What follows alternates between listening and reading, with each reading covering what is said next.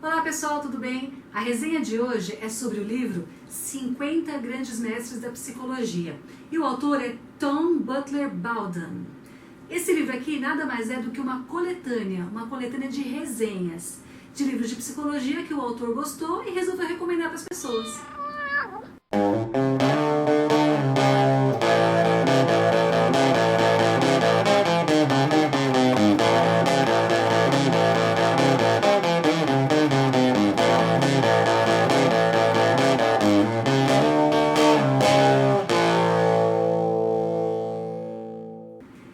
Esse livro aqui nada mais é do que uma grande coletânea. É uma coletânea de 50 obras da psicologia e em forma de resenha. Tom Butler Bowden é um autor que escreveu alguns outros títulos, como 50 Grandes Mestres da Autoajuda. Então o autor, o que ele fez? Ele escreveu 50 resenhas sobre 50 obras que ele leu, né, de maneira bem acessível. E juntou tudo isso daqui fazendo um compêndio. O objetivo dele era trazer para o grande público obras clássicas e contemporâneas da psicologia, de maneira muito mais facilitada. E eu concordo com ele, porque não é porque você não é psicólogo que você não possa ler os livros de psicologia. Qual o problema em ler? Nenhum. Segundo as próprias palavras do autor, o foco está em psicologia para não psicólogos. Obras especializadas, mas que todos podem ler e compreender, ou mesmo livros que foram escritos diretamente para o público em geral. E uma coisa que eu achei bastante bacana é que ele vai catalogar esses 50 títulos por assuntos, por nichos. Então, por exemplo, tem um nicho aqui do comportamento, biologia e genes, uma ciência do cérebro. Vai falar sobre assuntos mais de fisiologia. Depois a gente vai ter aqui explorando a mente inconsciente, um tipo diferente de sabedoria. Ou seja, vai focar nos livros sobre psicanálise. Então, para vocês entenderem a estrutura do livro, eu peguei aqui, número 1, a primeira resenha é sobre o Alfred Adler. Então ele citou o livro A Ciência da Natureza Humana. Foi escrito em 1927. A gente vai ter aqui o ano e o título do livro. Aqui embaixo nós temos, em poucas palavras, vai ser um pequeno resumo em uma frase ou duas sobre o assunto principal do livro. Então, por exemplo, esse livro, A Ciência da Natureza Humana, ele resumiu da seguinte forma: o que pensamos estar faltando em nós mesmos determina o que nos tornaremos na vida. Depois a gente vai ter aqui, na mesma linha, ele vai citar 3 ou 4 obras que tenham mais ou menos o mesmo assunto, que tenham a mesma temática. Então aqui temos lá Erik Erikson, Young Man Luther, temos Anna Freud, O Ego e os Mecanismos de Defesa, Sigmund Freud, A Interpretação dos Sonhos. Então essas obras aqui que ele citou têm a mesma temática da ciência da natureza humana. Nas páginas seguintes, ele vai colocar umas citações que ele julgou importantes desse livro. Então, por exemplo, eu vou ler uma pequenininha aqui para vocês. É o sentimento de inferioridade, inadequação e insegurança que determina o objetivo da existência de um indivíduo. Por exemplo, né? Ele vai explicar as principais ideias do livro. Aqui no caso desse, deixa eu ver, umas 3, 4 páginas. E lá no final, ele vai fazer comentários finais. Daí sim, ele vai dar a opinião dele sobre a obra. Nesse caso aqui, eu vou ler um trechinho do que ele falou sobre esse livro. Então, o livro A Ciência da Natureza Humana possui um teor muito mais filosófico do que psicológico, sobrecarregado de generalizações sobre caráter pessoal que soam anedóticas em vez de empíricas. Essa ausência de suporte científico é uma das principais críticas ao trabalho de Adler. Contudo, noções como a do complexo de inferioridade tornaram-se comuns no cotidiano. Então ele vai dar a opinião dele, o que ele achou da obra, certo? E lá no finalzinho do capítulo você vai ter uma pequena biografia do autor.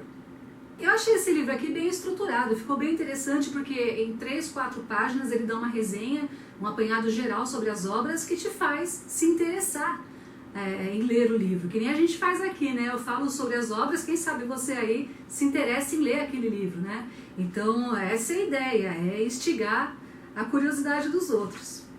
Dentre esses 50 livros aqui, eu vou só comentar com vocês alguns que eu fiquei com vontade de ler, não sei se vocês conhecem. Então, um aqui que eu já li, é o livro número 3, que ele cita, é Os Jogos da Vida, do Eric Berne. E vou ler só um resuminho aqui. As pessoas jogam jogos como um substituto para a intimidade de verdade, e cada jogo, por mais desagradável que seja, tem uma recompensa específica para um ou os 2 jogadores. Esse livro aqui é genial. É o Games Triple Play, fala sobre análise transacional e ele é fantástico, é um livro que eu adorei e eu vou resenhar em breve aqui pro canal. Fala muito sobre interação, sobre jogos, sobre pessoas neuróticas, sobre brigas, sobre treta, confusão. Então é um livro que eu gostei bastante. Em breve eu vou resenhar pra gente, tá? Outra obra que me chamou bastante atenção aqui é a número 10. Se chama O Poder da Persuasão, de 1984, e o autor é Robert Cialdini.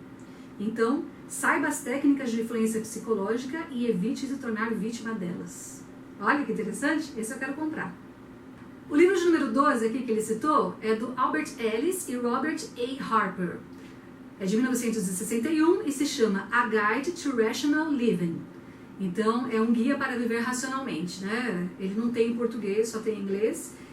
E vai falar sobre o poder da crença e das emoções negativas, de como o nosso pensamento negativo afeta o nosso comportamento.